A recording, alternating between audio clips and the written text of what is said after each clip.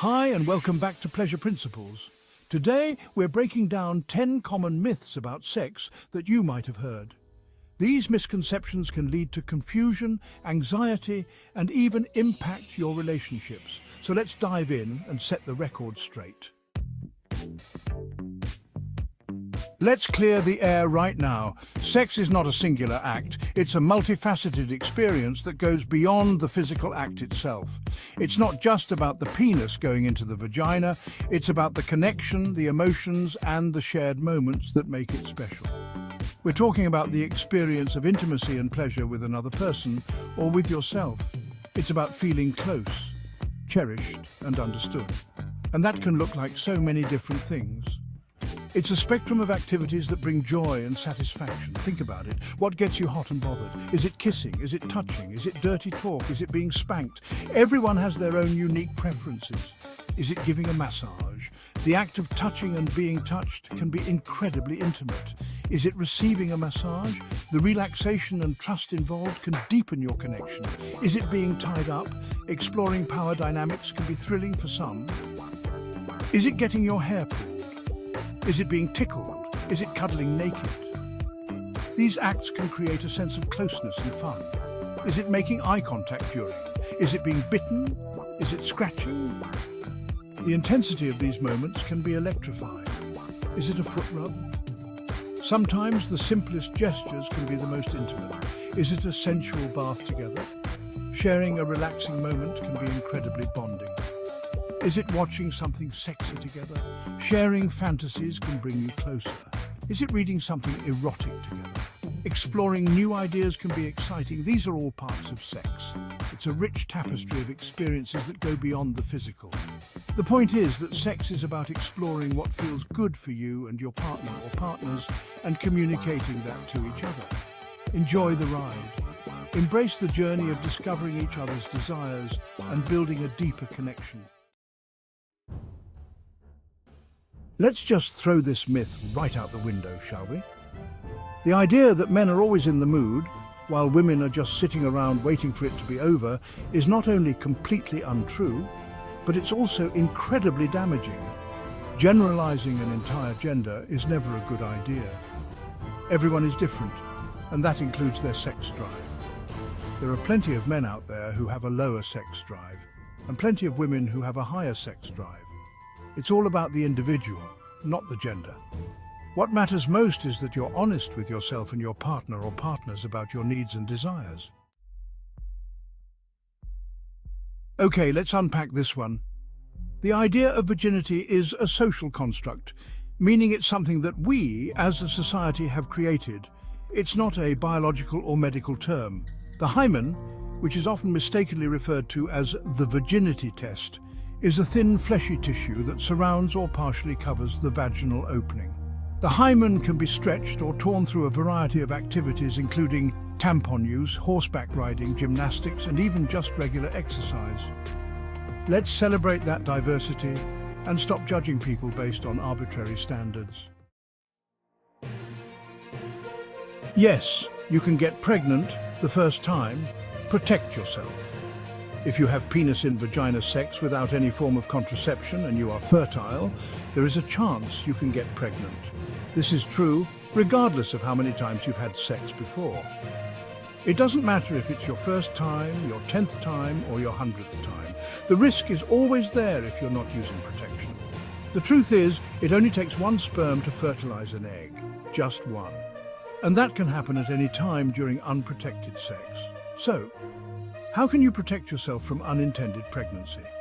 The answer is simple. Use contraception. There are plenty of safe and effective methods of contraception available. These include condoms, birth control pills, IUDs, and more. The best method of contraception for you will depend on your individual circumstances, so it's important to talk to your doctor or a trusted healthcare provider to figure out what's right for you. They can help you understand the options and choose the best one for your lifestyle and health needs. If you're not ready to become a parent, use protection every single time you have sex. Consistency is key to preventing unintended pregnancies. It's not worth the risk. Taking the time to protect yourself can save you from a lot of stress and worry in the future. Bigger is not always better. End of story. Let's talk about penis size, shall we? It's a topic that's often surrounded by myths and misconceptions. It's a topic that's shrouded in myth and insecurity. But the truth is, size really doesn't matter as much as you might think. Many people believe that bigger is always better, but that's simply not the case. The average penis size is somewhere between 5 and 7 inches when erect. This range covers the majority of men, and it's perfectly normal. Even if you're on the smaller or larger side of the spectrum, it doesn't really matter when it comes to sexual satisfaction. What's important is how you use what you have and the connection you share with your partner. The vagina has these incredible muscles that can expand and contract, meaning it can adjust to the size of whatever is inside it. This adaptability ensures that size is not a barrier to pleasure. What really matters when it comes to sexual satisfaction is connection, communication, and pleasure. These elements are far more significant than any physical measurement. Let's stop obsessing over size and start focusing on the things that actually matter: intimacy, pleasure, and mutual respect. When we prioritize these aspects, we can create more fulfilling and satisfying relationships. Condoms. They don't kill the mood, they save the mood. No one wants to interrupt a hot and heavy moment to fumble with a condom, but you know what's a bigger mood killer? An STI or an unplanned pregnancy. Condoms are the only form of contraception that protects against both STIs and pregnancy, and they're incredibly effective when used correctly. Using condoms shows your partner that you care about their health and well-being, and that's sexy.